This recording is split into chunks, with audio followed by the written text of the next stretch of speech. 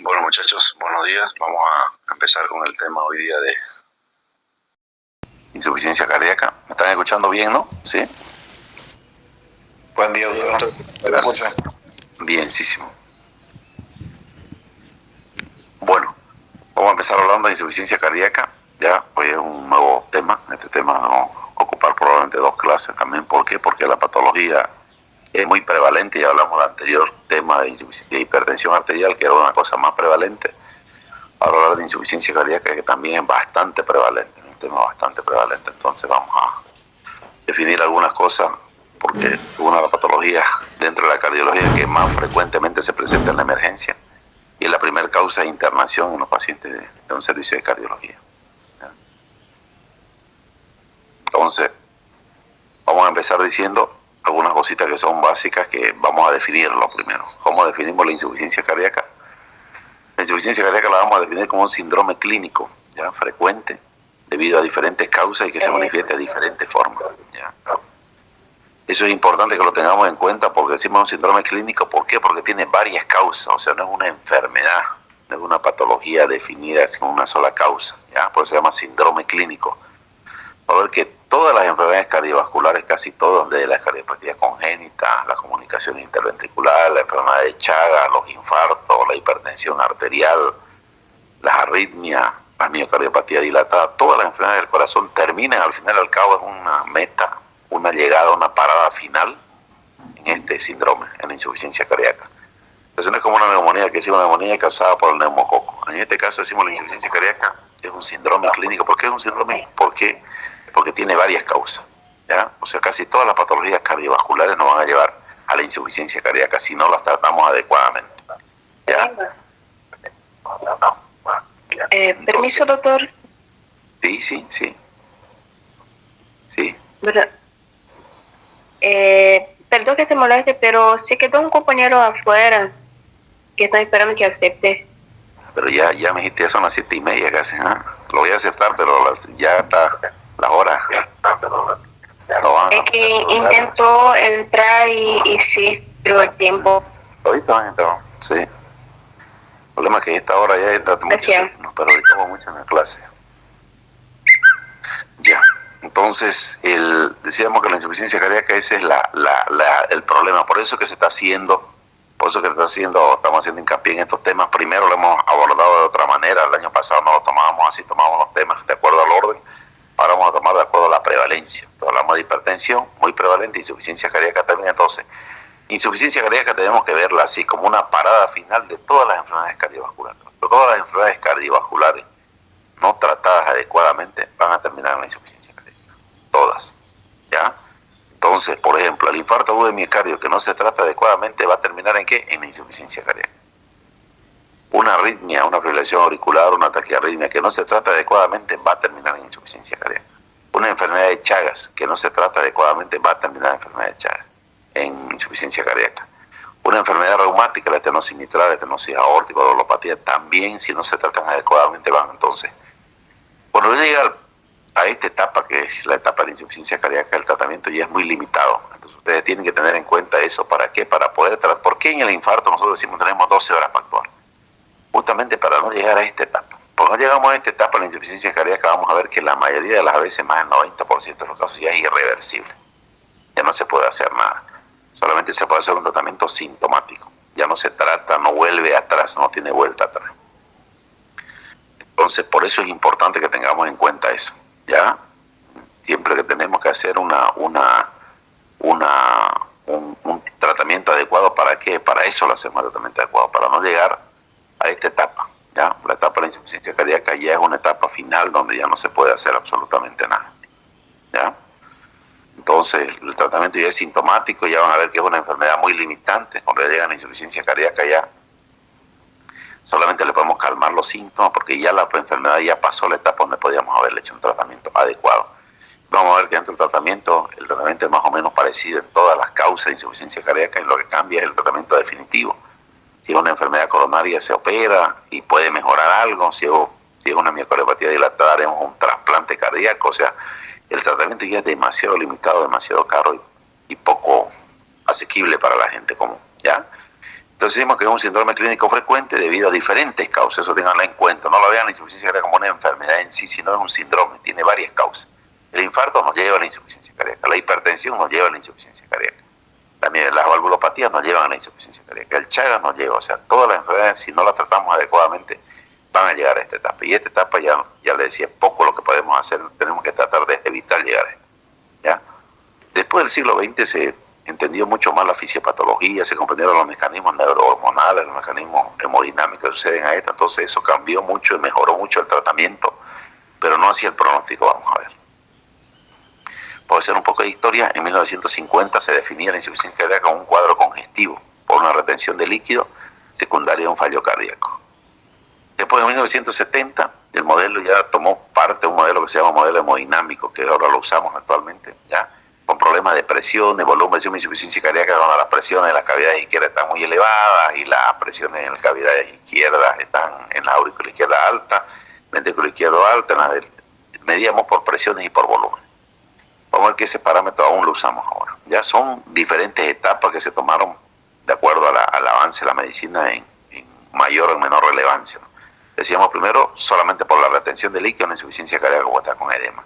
Después por la compromiso hemodinámico que tenía, se conoció la hemodinamia del paciente con insuficiencia cardíaca y también se definió. En 1990, que es lo que estamos usando ahora, estamos usando mucho la definición de trastorno del sistema nervioso autónomo y activación del sistema endocrino neurohormonal, que este es el famoso sistema renina, angiotensina, aldosterona. Entonces se le da mucho valor ahora porque se conoció que esto tiene mucho que ver en la causa de la insuficiencia cardíaca, ¿ya? Y luego también tenemos mecanismos de disfunción ventricular como son las biomoleculares o los de ingeniería genética, que vamos a verlo después, un poco vamos a comentar, solamente porque no lo tenemos mucho en cuenta por la necesidad o por el costo que esto tiene, ¿ya? Entonces, Eugene Braunwald, dicho sea de paso, es el padre de la cardiología en el mundo, ¿ya? Un libro, un tratado de cardiología de Braunwald, está vivo todavía, ¿no? Es un médico que revolucionó mucho la cardiología, de acuerdo a los últimos conocimientos, lo supo sintetizar, no es que él lo hizo, sino que lo supo sintetizar y ponerlo en un libro de una manera muy didáctica, como para que se pueda entender diferente la cardiología, ¿no? Hay un libro que se llama Tratado de Cardiología de Braunwald, que es un médico que aún sigue vivo, un americano, y lo define básicamente, y sacamos muchas definiciones de esos libros de muchas de las enfermedades del corazón, ¿ya? Es un estado fisiopatológico, así como Testi es el padre de la anatomía, o qué sé yo, el doctor Favaloro es el padre de la cirugía cardiovascular. En este caso, Braunwald es el padre de la cardiología del siglo XX, ¿no? Entonces, un estado fisiopatológico en el corazón es incapaz de bombear el suficiente volumen sanguíneo para adaptarse a los requerimientos del metabolismo, o lo hace a costa de elevar presión al llenado ventricular. Esa es la definición que usamos actualmente, ¿ya? O sea, decimos que la insuficiencia cardíaca, que si bien dentro de las definiciones de insuficiencia se trata de no poner siempre la misma palabra, pero acá en este caso sí lo usamos, la insuficiencia cardíaca es la incapacidad, ¿no? Que ustedes la van a llevado así todavía en fisiología, es la incapacidad del corazón para mantener las necesidades de oxigenación o de circulación de los tejidos. Así la definíamos siempre, ¿ya? Y la mantenemos esa definición de la OMS. Decimos la insuficiencia cardíaca es la incapacidad del corazón para mantener las necesidades de oxigenación y de circulación de los tejidos, ¿ya? Esa es la insuficiencia cardíaca. Entonces vamos a ver que se van aumentando algunas cosas, han aumentado algunos parámetros nuevos, que ya les decía, ¿por qué? Porque es un síndrome clínico y se van conociendo nuevas cosas en cuanto a este síndrome. Decimos que es un síndrome clínico porque es un síndrome conformado por la constelación, fíjense, de varios signos y síntomas derivados del fracaso del corazón. O sea, hay muchos signos y síntomas, algunos son específicos, otros inespecíficos, ¿ya? Pero vamos a ver que son muchos síntomas y síntomas que es muy difícil que nosotros no hagamos un diagnóstico de una insuficiencia cardíaca en esta etapa. ¿Por qué? Por lo que le decía, porque ya en esta etapa normalmente ya el paciente es fácil de diagnosticar. ¿Por qué? Porque en general ya este paciente ya está aquí todos los síntomas fluidos de insuficiencia, ya pasó su infarto, ya pasó su valvulopatía, ya pasó su estenosis mitral, pasó su insuficiencia mitral, pasó su enfermedad de Chagas, o sea, ya lo diagnosticaron, ya lo veían al paciente. Y él llegó a la etapa final. El paciente no fue tratado adecuadamente y llegó a la etapa donde o lo trataron adecuadamente y él no tomó los medicamentos, no tomó los cuidados que tenía que tener, pero no se incidió sobre la enfermedad que tenía. O sea, este paciente hipertenso no tratado va a llegar a la insuficiencia cardíaca. Este paciente con un infarto no tratado adecuadamente va a llegar a la insuficiencia cardíaca. ¿ya? Entonces, es un síndrome, decíamos, porque es constelación de varios síntomas. Cuando decimos síndrome es que tiene varias causas, ¿ya? Entonces, el diagnóstico de insuficiencia cardíaca vamos a ver que no es complicado, pero lo que sí nosotros tenemos que llegar a ver por qué hizo la insuficiencia cardíaca. O sea, cuando nosotros nos llega con el corazón grande, dilatado, en edema, vamos a ver, en edema agudo de pulmón, cualquiera diagnostica una insuficiencia cardíaca. Lo que tenemos que saber nosotros, ¿qué fue lo que lo llevó a eso? ¿Fue la hipertensión arterial? ¿Fue el infarto? ¿Fue la arritmia? ¿Fue la enfermedad de Chagas? ¿Fue una valvulopatía? ¿Qué le provocó? ¿Para qué nos sirve eso? Para ver si podemos hacer un tipo de tratamiento diferente al que hacemos en la insuficiencia cardíaca.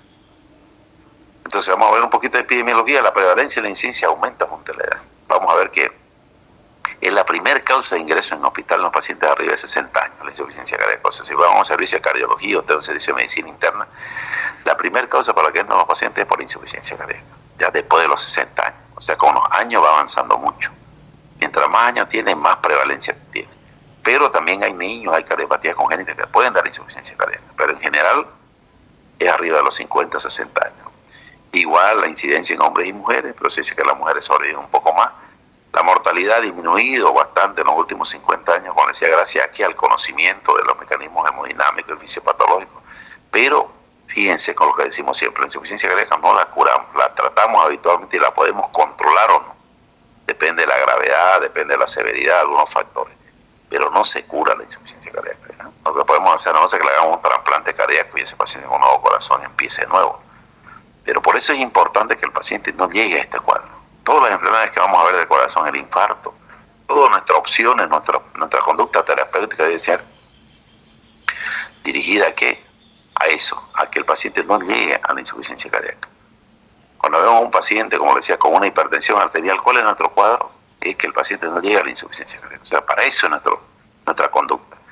Si ustedes tienen un paciente que era hipertenso y llega a la insuficiencia cardíaca, ese paciente no fue tratado probablemente adecuadamente por usted, o el paciente no tomó los medicamentos, pero ese paciente no habla bien de ustedes, de que lo hayan tratado, lo conozcan hace 10 años y que ya está en insuficiencia cardíaca.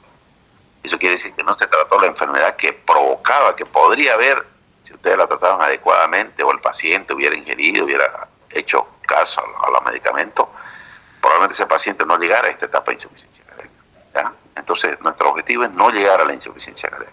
Y cuando ya vamos a ver que el tratamiento no cambia mucho, sea por infarto, sea por enfermedad de las válvulas, sea por enfermedad de Chagas, el tratamiento de la insuficiencia cardíaca, cuando llega a un cuadro terminal, es una parada final de las enfermedades del corazón. O sea, todas las enfermedades del corazón pueden terminar en insuficiencia cardíaca. Y ahí ya no hay vuelta atrás, ya es irreversible, ¿ya? Entonces, fíjense, las causas más comunes de esto, fíjense, muchachos, cambió mucho en los últimos 10 años. Antes se decía, por ejemplo, que las causas primero era la hipertensión arterial, otros decían que era la cardiopatía coronaria o la enfermedad coronaria, que se lo vamos a ver después, que son los infartos, la angina de pecho. Actualmente en todo el mundo no hay duda, la causa más primaria, la causa más frecuente de insuficiencia cardíaca es la enfermedad coronaria, o sea, el infarto agudo de miocardio, la angina de pecho. Un paciente que se ha infartado y no se trata adecuadamente, no se revascularizó, no se le abrió la arteria, esos pacientes llegan a una insuficiencia cardíaca. Es la primera causa en el mundo de la enfermedad coronaria. Y fíjense lo importante que es esto, que la enfermedad coronaria es lógicamente la primera causa de muerte en el mundo, aparte del cáncer, pero la enfermedad coronaria, que es los infartos, la angina de pecho, es una enfermedad sumamente prevalente, ¿no? Entonces, por eso es que se le da mucho valor a esto, porque la enfermedad coronaria debemos tratarla. ¿Para qué? Porque es la primera causa de insuficiencia cardíaca. Cuando ya el paciente tuvo un infarto y llegó a insuficiencia cardíaca, y es poco lo que podemos hacer. Entonces, paciente, ya nosotros no podemos hacer mucho. Lo único que podemos hacer es que no tenga tanta disnea, que pueda caminar un poquito, pero no se va a curar. En cambio, si ese paciente con un infarto nosotros lo hubiéramos tratado adecuadamente, lo hubiéramos revascularizado, que vamos a ver el tratamiento de infarto, ese paciente no llegaría a la insuficiencia cardíaca. Lo mismo, fíjense, la segunda causa que hablábamos del tema anterior, hipertensión arterial. Un paciente con presión alta, una hipertensión arterial sistémica, ya sea leve, moderada, severa, grado 1, 2 y 3 si ustedes quieren. Ese paciente, si ustedes no lo tratan adecuadamente, ese paciente va a llegar con seguridad a la insuficiencia cardíaca. Por eso que tenemos que hacer hincapié en el tratamiento de la insuficiencia cardíaca, muchachos, de la hipertensión, para que no llegue a la insuficiencia. Ese es nuestro objetivo, ¿ya? El diabético, un paciente diabético, el típico paciente, lo que hablábamos el otro día, que el paciente que no se controla, yo soy diabético, pero tengo 500 de glucemia y no me pasa nada. Ahí está el problema. ese paciente no tratado va a llegar a la insuficiencia cardíaca y ahí ya no hay vuelta atrás. El paciente va a tener una disnea clase funcional 4, va a parar internado, no puede trabajar, no puede vivir solo, necesita medicamentos de por vida. Entonces es una enfermedad incapacitante, ¿no? La insuficiencia cardíaca. Entonces, este síndrome, por eso es importante que nosotros veamos, estas son las causas de la insuficiencia cardíaca. Entonces, tratemos la enfermedad coronaria y el infarto bien y no va a llegar a la insuficiencia cardíaca. Controlemos la hipertensión arterial, no la podemos curar, pero sí controlar, y ese paciente no va a llegar a la insuficiencia cardíaca. Controlemos la cuestión metabólica de un paciente diabético que su glucemia no esté elevada y no va a llegar a la insuficiencia cardíaca. En la enfermedad valvular, una estenosis aórtica, que son provocadas por la fibra reumática, una insuficiencia mitral, si nosotros le tratamos adecuadamente esa enfermedad valvular, le cambiamos la válvula, le hacemos el tratamiento médico, lo que corresponda, ese paciente no va a llegar a la insuficiencia cardíaca. En la miocardiopatía chagásica, porque si lo tratamos adecuadamente y lo tratamos como debe ser, probablemente no llegue a la insuficiencia cardíaca. Y la cardiopatía congénita, además, está decirnos. Antes había una conducta que era el paciente niño que sea más grande, que tenga más peso. Ahora el paciente diagnosticado aún en el embarazo se diagnostica en la cardiopatía congénita. ¿Cuáles son esos? La CIB, la comunicación interventricular, comunicación interauricular, el síndrome de Fallot. Entonces los pacientes tras que nace se los opera. ¿Para qué? Para que no lleguen a la insuficiencia cardíaca. Porque cuando ya llegan a la insuficiencia cardíaca, como decía, ya el tratamiento es limitado, es una enfermedad incapacitante. La insuficiencia cardíaca no puede trabajar, no puede correr, tiene una disnea que varía entre grado 3 y 4. El paciente no puede ejercer ninguna profesión, ningún trabajo, porque apenas puede moverse. Tenemos que evitar llegar a esto. Y estas son las causas. Fíjense, otras enfermedades que nosotros las vemos todos los días, la diabetes, y a veces decimos, no importa que se le suba, ahí está el problema. Se le sube la glucemia y el paciente va a tener una enfermedad coronaria y la enfermedad coronaria va a llevarlo a una insuficiencia cardíaca. Hipertensa, pero no toma remedio, nunca tomo, yo tengo 240 de presión y no tomo. Al no tomar, ¿a qué lo lleva? A esto, a la insuficiencia cardíaca. ¿Ya? Entonces, estas son las causas en todo el mundo. La causa primera en el mundo, antes se decía que en Bolivia no era, por ahora en Latinoamérica, que la causa coronaria era una enfermedad más de los gringos, de los europeos. Ahora se demostraba, está en múltiples estudios que se han hecho en Latinoamérica, que la primera causa de muerte por enfermedad es la enfermedad coronaria. En el mundo, acá en Bolivia, en Cochabamba, en Apá, en Argentina, en Brasil, sigue siendo la primera causa de muerte de la enfermedad cardiovascular. ¿Ya? Entonces, vamos a ver, definimos la insuficiencia cardíaca como un síndrome clínico que tiene múltiples signos y síntomas, por eso se llama síndrome clínico. Decíamos que era la incapacidad del corazón de mantener la necesidad de oxigenación y circulación de los tejidos. Definíamos, sabíamos un poco de epidemiología y vamos a la clasificación. ¿Cómo la clasificamos la insuficiencia cardíaca? Vamos a ver que hay varios tipos de clasificación. Decimos de acuerdo a la parte que se altera del corazón, si es la parte sistólica o diastólica, en insuficiencia cardíaca diastólica y sistólica. Esta es una clasificación que se usa actualmente. ¿Ya? La insuficiencia cardíaca diastólica, que se llama, aquí vemos que eso está producido generalmente la alteración en la diástole. O sea, las fibras cardíacas no se relajan lo suficiente ni con rapidez. O sea, el ventrículo no relaja, no abre el ventrículo cuando tiene que llenarse. Hay un impedimento al llenado ventricular. Y eso es una de las causas más importantes de la hipertensión arterial y los trastornos pericardiales. O sea, hacen que cuando entra la sangre al ventrículo no se expanda, está duro el ventrículo. Entonces esa es la insuficiencia cardíaca diastólica. ¿Ya? Y la causa más conocida por todos nosotros es la hipertensión arterial que provoca. La insuficiencia cardíaca sistólica es, de acuerdo a la etapa en la que presenta, es el otro tipo. Es aquí donde la sangre llega bien al ventrículo, o sea, se allena el ventrículo, pero no puede expulsarla. O sea, no hay una sístole adecuada. Es incapaz de tener fuerza para bombear, para sacar la sangre del ventrículo. ¿Ya? Entonces, la diastólica es cuando hay la incapacidad de que se llene el ventrículo. O sea, las fibras del ventrículo están duras, están rígidas. Pues se llama la diástole. La diástole es llenado, cargado, ¿se acuerdan ustedes? La diástole es antes. La diástole se llena y la sístole es cuando se aprieta. Carga, dispara. Diástole es cargar, sístole es empujar.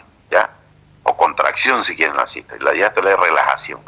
O sea, cuando decimos, hablamos de insuficiencia cardíaca diastólica, ¿qué nos referimos a trastorno de la relajación del ventrículo? O sea, no se llena bien el ventrículo porque está duro. Vamos a ver por muchas patologías. La hipertensión arterial es la primera causa. En cambio, la insuficiencia cardíaca sistólica, el corazón, el ventrículo izquierdo se llena bien, pero no puede empujar, no tiene fuerza para contraerse, no tiene fuerza sistólica de contracción, o sea, no se contrae adecuadamente. ¿Ya? Son los dos tipos. En este caso tenemos cuál es el típico de la enfermedad coronaria, la hipertensión pulmonar. Entonces, En una, la diastólica es porque el corazón no se llena bien, hay rigidez del ventrículo. Y en la sistólica el corazón se llena bien, pero no hay una fuerza de contracción buena. El corazón está débil, no tiene fuerza, el músculo cardíaco no tiene la fuerza suficiente para expulsar esa sangre del ventrículo izquierdo. ¿Ya? Entonces, por eso es que van a ver la clasificación de insuficiencia cardíaca diastólica y sistólica. Ustedes ya tienen que entenderlo bien eso. Diastólica quiere decir que el problema se encuentra en la diástole. O sea, el corazón no se llena adecuadamente el ventrículo izquierdo de sangre. Al no llenarse de una cantidad de sangre, entonces ¿qué va a botar? Como no se llenó bien, tenía que llenarse con 150, por así decirlo, centímetros cúbicos o 100 centímetros cúbicos, y se llenó con 30. Entonces es insuficiente eso. Va a producir una insuficiencia cardíaca, porque no está llenado adecuadamente, la diástole no se formó como debe ser. En cambio, la insuficiencia cardíaca sistólica, el corazón se llenó con los 100 centímetros, pero no puede expulsar, no tiene fuerza para expulsar esos 100 centímetros, tiene fuerza para contraerse. Y en vez de mandar 100 centímetros, mandó solamente 50. Es una insuficiencia cardíaca sistólica. ¿Ya? Pero entendemos eso bien, muchachos. La diastólica es cuando no se llena bien el corazón adecuadamente, porque hay rigidez del ventrículo izquierdo. ¿Cuál es la causa más frecuente? La hipertensión arterial. Y la sistólica, el corazón se llena bien, está bien la diastólica, pero no se contrae, no hay sístole adecuada. Hay una falla sistólica, una falla en la contracción. La causa más común aquí es la enfermedad coronaria. O sea, la cardiopatía isquémica, enfermedad coronaria, cardiopatía hipóxica. ¿Qué quiere decir? Los infartos, la angina, en la sistólica. ¿Ya? También clasificamos la insuficiencia cardíaca de acuerdo a qué? Al gasto cardíaco, al índice del bajo gasto cardíaco. O sea, va insuficiencia cardíaca, van a leer en los libros ustedes de bajo gasto y de alto gasto cardíaco. El índice cardíaco, pues lo vamos a ver cuando vemos hemodinamia. Se mide el índice cardíaco por el gasto cardíaco por metros cuadrados. ¿Ya? Superficie, cuánto gasta, eso vamos a ver después los cálculos.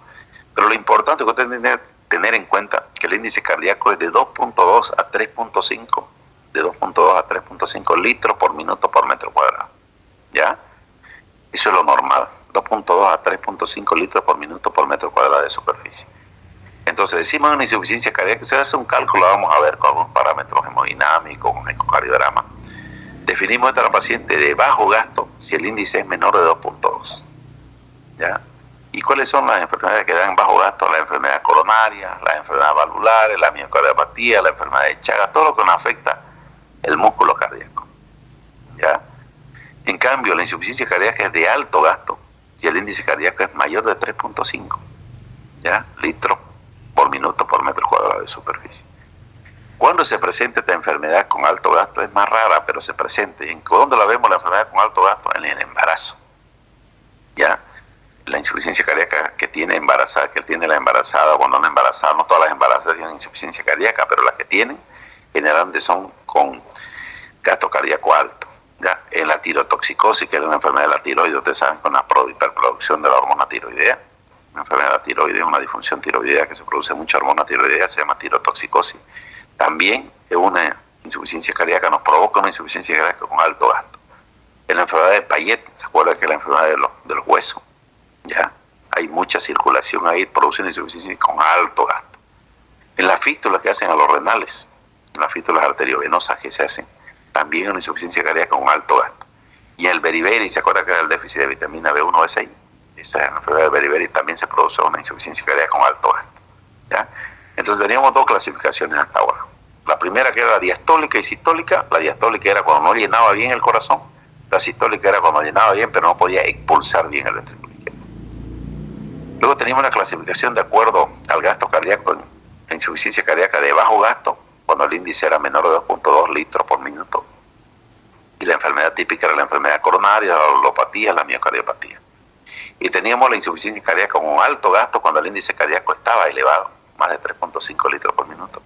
Se presentaba ya el embarazo, la tirotoxicosis, ¿ya? La enfermedad de Payet, la fístula arteriovenosas y el beriberi, se lo habíamos comentado. Entonces, dos clasificaciones de acuerdo a la sistólica y diastólica, de acuerdo al gasto cardíaco de bajo gasto o de alto gasto.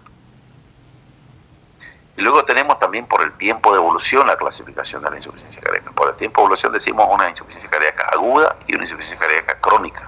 Generalmente la mayoría de los casos que vamos a ver nosotros son insuficiencia cardíaca crónica, porque decíamos un paciente hipertenso que tiene 20, 30 años que no tomó remedio y llegó a la insuficiencia cardíaca, de a poco. Un paciente que tenía una enfermedad de Chagas, de a poco fue evolucionando 5, 10, 20, 30 años, llegó a la insuficiencia cardíaca. una fiebre reumática que no se trata adecuadamente y produce una insuficiencia mitral, después de 10, 20 años llega a la insuficiencia cardíaca. Entonces todas las enfermedades del corazón, decíamos que la mayoría son crónicas, entonces llegan a la insuficiencia cardíaca, pero hay enfermedades agudas. ¿Y cuáles son las enfermedades agudas que nos pueden llevar a una insuficiencia cardíaca? Fíjense que no hay tiempo para reactivar o accionar los mecanismos de adaptación que vamos a ver ahorita. Son las causas traumáticas, cuando se rompe una válvula, ¿ya? Los infartos severos, un infarto que el paciente estaba bien hasta que tuvo un infarto grave y hizo una insuficiencia cardíaca. Fue aguda, no dio tiempo a que el corazón ponga en marcha los mecanismos de compensación. Entonces, una perforación cardíaca por una puñalada o un cuchillazo en el corazón por dar una insuficiencia cardíaca aguda. Entonces, no todas las insuficiencias cardíacas son crónicas como nos enseñan a nosotros. Vamos a ver que hay insuficiencias cardíacas agudas, que son de interacción brusca, ¿ya? ¿Cuáles son las más importantes? Generalmente son traumáticas, las que hablamos. Por trauma, por perforación cardíaca, por infarto masivo. En cambio, las crónicas son las que conocemos, las que vamos a ver todos los días. La que decía el paciente diabético no controlado, el hipertenso no controlado, el enfermo de válvulas no controlado, todas las enfermedades del corazón que no se trataron llegan a la insuficiencia cardíaca. Luego otra clasificación de acuerdo a la parte hemodinámico ventricular que se compromete, ustedes la conocen muy bien, esta es la que llevan, casi ustedes llevan en semiología, en fisiología, la insuficiencia cardíaca izquierda y derecha, ¿no? Insuficiencia cardíaca izquierda, ya también se llama anterógrada, se llama anterógrada, ya. Generalmente tiene signos, vamos a ver ahorita, cuando veamos los signos, sintomatología, signos de bajo débito cerebral.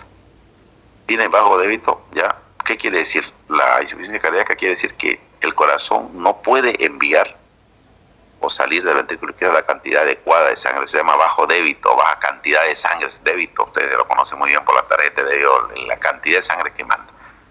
Entonces el corazón no se contrae bien y no llega sangre a los tejidos. Entonces cuando no llega sangre a los tejidos, en el músculo no va a producir debilidad. El paciente no puede hacer ejercicio porque está cansado. ¿Y por qué se cansa? Porque no le llega sangre a los músculos, ¿ya? Y uno de los síntomas típicos, de los signos típicos que da para el cardiólogo la insuficiencia cardíaca izquierda, la hipotensión arterial. ¿Ya? ¿Por qué? Porque le decía, hay bajo volumen. Los mareos, ¿por qué? Porque la sangre sale tan poca sangre, sale de tan poca fuerza que no puede subir al cerebro del corazón. Entonces el paciente se marea, tiene vértigo. Y puede tener frialdad de extremidades. Las extremidades son frías. ¿Por qué? Porque le decía, no tiene el corazón la fuerza para mandar a todos los tejidos, ¿ya? Entonces la insuficiencia cardíaca izquierda también se llama anterógrada o de bajo débito, ¿ya? Vamos a ver cuáles son los signos de la falla cardíaca izquierda. La debilidad. ¿Por qué la debilidad? Porque no hay circulación en los músculos. La intolerancia al ejercicio por lo mismo. Si el paciente está débil no puede hacer ejercicio porque no tiene sangre en los músculos. ¿Y por qué no le llega sangre?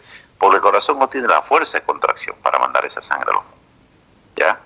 Generalmente tienen presión baja la insuficiencia cardíaca izquierda. Tiene mareo. ¿Por qué el mareo? Lo que hablábamos. Por lo que no le llega sangre, no tiene presión, no tiene fuerza el corazón para mandar la sangre hacia el cerebro, hacia arriba. Entonces el paciente se marea, ¿ya? Y hay frialdad de extremidades también, eso es otra cosa importante. El paciente puede tener frialdad de extremidades, eso cuando veamos el dato clínico, vamos a ver eso, ¿ya? Entonces, la insuficiencia cardíaca, cuando clasificamos de acuerdo si es izquierda o derecha, a la izquierda, claro, muchachos. Bajo débito, se llama también anterógrada, hay debilidad, intolerancia al ejercicio, hipotensión, mareo, frialdad de extremidad. En cambio, la insuficiencia cardíaca derecha, que habla del circuito derecho, ventrículo derecho, aurícula derecha, se llama también insuficiencia cardíaca retrógrada o congestiva. ¿Se acuerdan? La izquierda hablábamos que se llamaba anterógrada porque es de adelante, y la cardíaca de derecha es retrógrada porque es de atrás, viene de atrás. O también se llama congestiva. Aquí predomina el acúmulo de líquido, muchachos. ¿Por qué? Porque la cavidad derecha manejan volúmenes, se manejan líquido. Entonces aquí lo que predomina en la insuficiencia cardíaca derecha es el acúmulo de líquido. ¿Cómo se manifiesta? La disnea. La disnea, ¿por qué? Porque empieza a haber agua en los pulmones, por la hipertensión menocapilar pulmonar, vamos a ver después eso. Empieza a acumularse líquido en los pulmones. El paciente tiene edema agudo. Fíjense, todo esto habla de líquido. Edema agudo del pulmón, se llena de líquido el pulmón, ¿ya? Hay edema de miembros inferiores, el paciente está con edema, está hinchado, edematizado, puede tener ascitis. Tiene ingurgitación yugular, que quiere decir las venas yugulares están bien notorias, se nota todo el trayecto de las venas yugulares, es una ingurgitación yugular. Y hay hepatomegalia, o sea, el hígado también se llena de líquido. O sea, todo esto son signos de congestión, o sea, de líquido. Entonces, la insuficiencia cardíaca izquierda, normalmente no hablamos nada de edema, no presenta trastorno de los líquidos. Porque decíamos que el corazón, ¿qué es lo que maneja la parte izquierda? Presión. Entonces, ¿qué es lo que va a ver si están fallando la parte izquierda? Poca presión. Y la poca presión, ¿qué nos va a dar? Mala circulación a nivel de los músculos, debilidad muscular. A nivel del cerebro, mareo. A nivel del aparato circulatorio, hipotensión. ¿Por qué? Porque el corazón izquierdo, las cavidades izquierdas manejan presión. En cambio, la falla cardíaca derecha, decíamos que la cavidad derecha manejan volúmenes. Ahí los síntomas que nos dan son todo por congestión, por llenarse de líquido. Y ahí tenemos los edemas, el edema agudo de pulmón, la ingurgitación yugular, el hígado grande, la hepatomegalia, todos los signos de sobrecarga de volumen. En general, muchachos, esto es más desde el punto de vista didáctico. En general vamos a ver que el insuficiente cardíaco se presenta las dos cosas. Tiene tanto derecha como izquierda. Es muy difícil que ustedes vean un paciente. Pueden ver que predomine la falla derecha, por ejemplo, los pulmonares, en los que son fumadores, o predomine la parte izquierda, en los que han tenido infarto, pero generalmente tienen ambos síntomas. O sea, vamos a ver que después los síntomas son debilidad, intolerancia al ejercicio, que son signos izquierdos, pero también el paciente no puede dormir, tiene que estar dormir sentado, que es por sobrecarga de líquido, está con edema de miembros inferiores, de ingurgitación. Entonces, generalmente se presentan tanto la derecha como la izquierda. Ya son mixtas las insuficiencias cardíacas. Esto lo hacemos desde el punto de vista didáctico, más que nada. Pero es verdad también que muy frecuentemente predomina uno de los síntomas. Predomina más el edema, por ejemplo, que el mareo. Predomina más la debilidad al ejercicio que la hinchazón. O sea, predomina más la falla izquierda que la derecha. Pero también van a escuchar esa clasificación de insuficiencia cardíaca izquierda o derecha de acuerdo a la cifra donde más se presenta la alteración. Lo que sí es importante, muchachos, que tengamos en cuenta son los estadios de insuficiencia cardíaca. Dentro de los estadios de insuficiencia cardíaca, esta clasificación, que es lo mismo que yo le di cuando hablamos la primera vez, fíjense, esta es la que se usa, la NIJA que le llaman algunos, ¿no? Que ya el nombre correcto, los estadios de insuficiencia cardíaca de acuerdo a la clasificación de la Asociación de Nueva York del Corazón, que esta es la clasificación mundial que se usa. Y esto, lo que hablamos la otra vez, esto les va a servir a ustedes, muchachos, para todos. Cuando hablan del asma, dicen con clase funcional 1. Hablan de neumonía, clase funcional 1. Hablan de insuficiencia cardíaca, clase funcional. O sea, para todos nos sirve la clase funcional. Y esto es un idioma universal, porque es clínico, no necesita ningún equipamiento. Y es lo que hablábamos la otra vez. Cuando hablamos de disnea, por ejemplo, decimos insuficiencia cardíaca, el paciente tiene una insuficiencia cardíaca clase funcional 1. ¿Qué quiere decir? Que el paciente no es como somos nosotros, asintomáticos en la actividad diaria. Decíamos que en la disnea nosotros corríamos y no nos pasaba nada. No nos cansábamos lo normal, nos cansábamos después de cierto tiempo. La insuficiencia cardíaca clase funcional 2, lo mismo que la disnea, muchachos. Se refiere a la disnea, el paciente que tiene síntomas ya con la actividad diaria. O sea, esto es lo mismo que la disnea que hablábamos a medianos esfuerzos, ¿se acuerdan? Era cuando corríamos, trotábamos, andamos 20 cuadros, nos cansábamos, era lógico que nos cansemos. Era una clasificación grado 2 de Nueva York, ¿no? Así como hablamos de la clasificación de Nueva York. La insuficiencia cardíaca clase 3, fíjense, ya se presentan los síntomas a los pequeños esfuerzos, al caminar un poquito, ir al baño, ya se cansaba el paciente. Y la clasificación grado 4 es lo que hablábamos en reposo del paciente que está sentado y le falta el aire. No, fíjense, esto lo vimos ya cuando hablamos de clínica en general. Esta clasificación apréndansela siempre en memoria porque lo van a manejar en toda su vida de médico. Por ejemplo, ustedes dicen, es un paciente con asma, pero ¿qué disnea tiene? Está con una disnea clase funcional 4, quiere decir que está en reposo disneico. Entonces, ya yo me doy cuenta que ese paciente está delicado, está grave. Entonces me dicen, no, tiene una disnea clase funcional 2. Quiere decir, cuando camina harto, cuando hace algún esfuerzo, se cansa. Entonces el paciente puede esperar. Esta clasificación es importante que la manejen, como decía, porque la van a manejar en toda su vida médica. Cuando hablen ustedes de disnea, lo que le decíamos el otro día en las primeras clases, siempre tienen que ponerle el nombre y el apellido. Disnea clase funcional 1, disnea clase funcional 2, disnea clase funcional 3 o 4. Y sabemos la 1 cuál era lo normal de acuerdo a los ejercicios intensos. La clase 2 era la disnea que se prestaba a esfuerzos ya moderados. O sea, que no era común que te cansé de caminar 10 cuadras, 15 cuadras y ya te cansaba. Eso era una disnea clase funcional 2. La disnea clase funcional 3 ya era la disnea a los pequeños esfuerzos. Era el paciente que se cansaba al caminar 2 pasos, 3 pasos se cansaba. Y la disnea clase funcional 4, ¿se acuerdan? Era el paciente que tenía disnea ya en reposo. O sea, el paciente sin hacer nada ya estaba con falta de aire. Entonces ustedes lo van a usar y en su término vocabulario de médico cuando entren a hacer los escritos en las hojas de historia clínica, en todo el mundo se usa esto, ¿ya? Usted no puede decir, tiene disnea el paciente. ¿Disnea qué? ¿Qué clase de disnea? Yo le decía, una es nosotros la que tenemos cuando hacemos ejercicios intensos. O tiene disnea 4 en reposo. Eso es importante.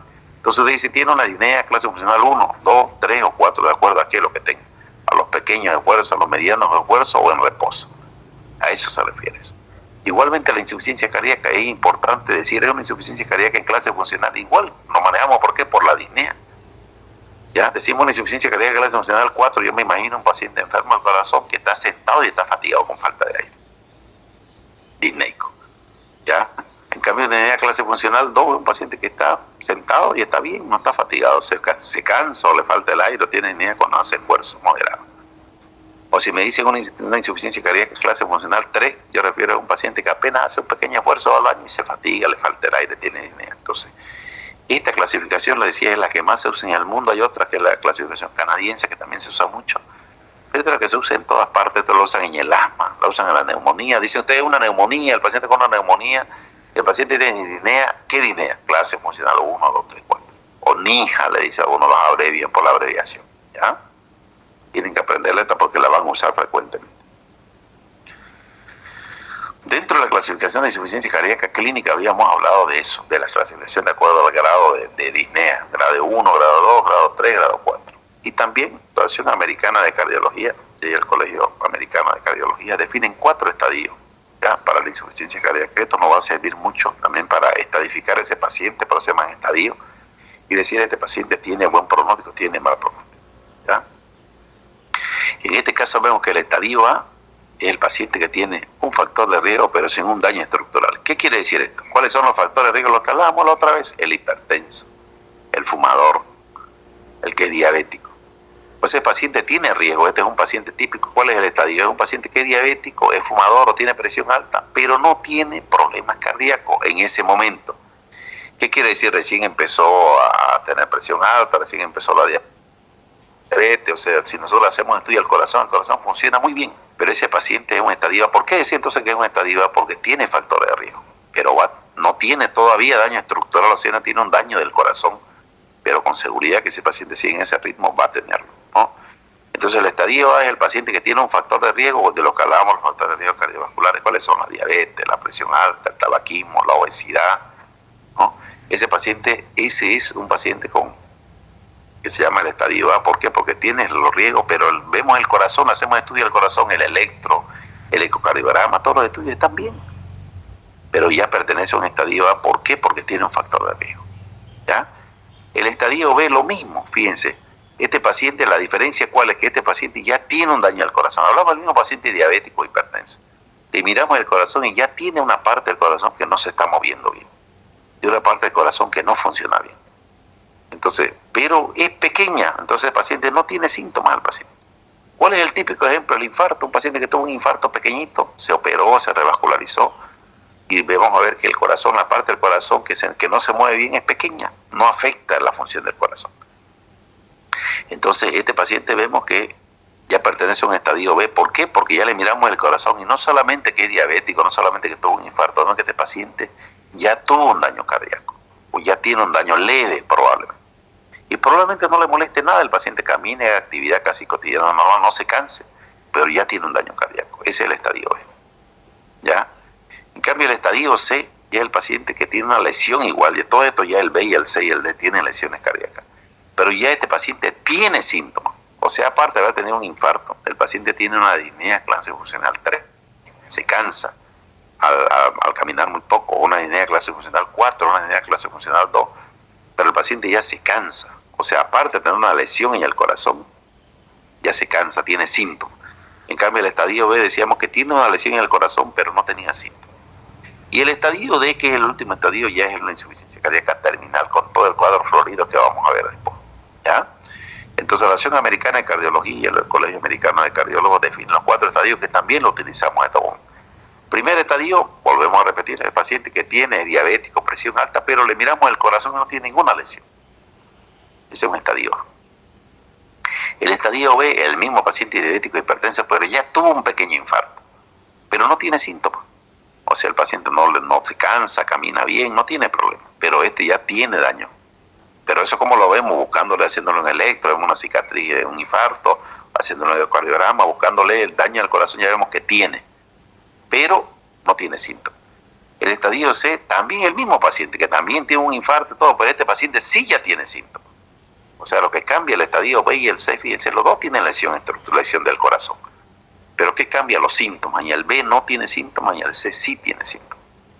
Y el estadio D ya es la etapa típica que vamos a ver cuando ojalá podamos hacer las prácticas, por lo menos un tiempo corto, para que vean cómo entra una insuficiencia cardíaca y la van a ver. Es de libro, o sea, no hay donde se pierdan, ustedes no hay donde se chipen para hacer un diagnóstico. Insuficiencia cardíaca ya terminal es paciente que no puede echarse, está sentado, con una frecuencia respiratoria de más de 30 por minuto, taquipneico, disneico, sudando frío, no puede ni hablar. Eso es un estadio florido, es un claro típico ya de insuficiencia cardíaca. ¿Ya? Bien, muchachos, vamos a pararlo acá porque tenemos una reunión ahorita. Después vamos a hablar de fisiopatología, los diagnósticos en eso. ¿Ya?